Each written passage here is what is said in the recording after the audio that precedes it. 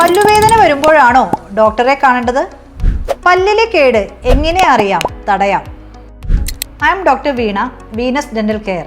പല്ലിലെ കേട് അഥവാ ദന്തക്ഷയം പല സ്റ്റേജസ് ആയിട്ടാണ് പ്രോഗ്രസ് ചെയ്യുന്നത്.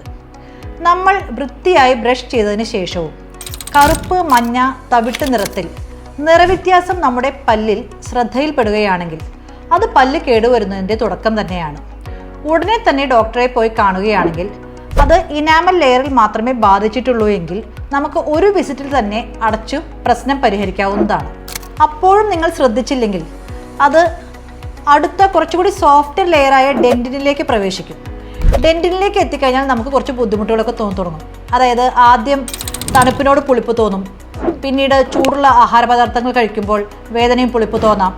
ആ സ്റ്റേജിൽ എത്തിയാലും നമുക്ക് ഒരു എക്സ്റേ എടുത്തിട്ട് നമുക്ക് പല്ലടയ്ക്കാവുന്നതാണ്. അഥവാ കുറച്ച് ഡീപ്പാണെങ്കിൽ കൂടി നമുക്ക് ആദ്യം ഒരു ടെമ്പററി ഫില്ലിംഗ് കൊടുത്ത് പിന്നീട് വേദനയൊന്നുമില്ലെങ്കിൽ നമുക്കത് പെർമനൻറ്റ് ഫില്ലിംഗ് ആക്കാവുന്നതാണ്. അപ്പോഴും നിങ്ങൾ കാര്യമാക്കാതെ വിട്ടാൽ, അതായത് ഈ വേദനയും പുളിപ്പൊക്കെ തോന്നുമ്പോഴും അത് പ്രശ്നമാക്കാതെ വിട്ടാൽ പിന്നീട് അടുത്ത ലെയറായ പൾപ്പിലേക്ക് എത്തും. പൾപ്പിലേക്ക് എത്തിക്കഴിഞ്ഞാൽ പിന്നെ നല്ല വേദനയാകും, സ്പോണ്ടേനിയസ് പെയിൻ, രാത്രി നല്ല വേദനയാകും.